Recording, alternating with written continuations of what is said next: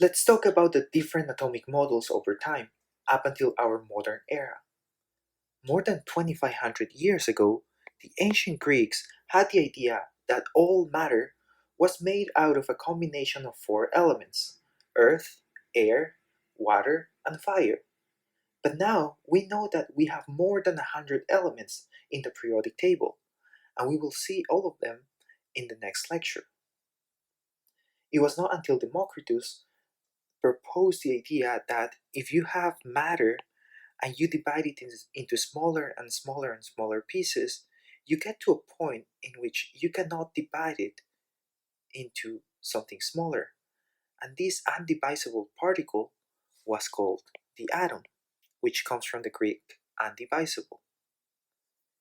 It was not until 1808 that Dalton proposed the first atomic model. Dalton's atomic model was a spherical undivisible particle right here that made up all of the elements. He came up with four hypotheses based on this model. The first one being that atoms of different elements have different masses. For example, atoms of iron have different mass than atoms of gold. The second hypothesis was that a compound is a specific combination of more than one element.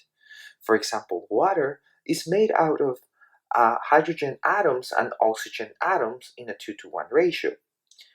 The third hypothesis was that in a chemical reaction, atoms are neither created nor destroyed.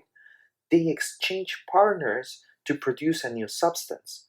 For example, hydrogen gas and oxygen gas can form water vapor. Neither of one is destroyed nor created, they just transform into a new substance. The fourth one is that all atoms of a given element are identical. Now, this is the one that needed to be corrected in the future because now we know that we have isotopes that basically are atoms of a given element that differ in mass, so they are not identical. Then, in 1904, J.J. Thomson performed an experiment with cathode ray tubes and discovered negatively charged subatomic particles in the atom that he called electrons. With this discovery, not only did he find that atoms can be divided into even smaller particles, in this case electrons, but he also thought that because there were some negatively charged particles in the atoms, there must be something positively charged as well. So he came up with the following atomic model, which is called the Plum Pouding model, shown here. So this is basically like a rounded cake where if you split it into half, you will see plums embedded inside, which represent the electrons. So this is a spherical model that has electrons embedded inside a positively charged dough. In 1911, Ernest Rutherford performed the following experiment. He used positively charged particles and shot it at the gold foil. Most of these particles went through the foil, and he thought that this is due to a lot of empty space in the foil. But a small portion of these particles got deflected by the foil. And this must have been caused by the collision of the positively charged alpha particles colliding with other positively charged particles in the foil, because positive and positive repel each other. So with these ideas in mind, and let me erase these, he came up with the following atomic model. He called it the nuclear model because this is basically an atom that has a nucleus that is positively charged and is concentrated at the center. And the electrons are distributed around the atom and around this nucleus, but they are mostly in empty space. In 1913, Niels Bohr added to Rutherford's nuclear atomic model by suggesting that electrons not only move around the nucleus, but they reside in specific orbits around the nucleus. He came up with this orbit model of the atom, and this model resembles planets moving around the sun. And the farther away these electrons are from the nucleus, the more energetic they are.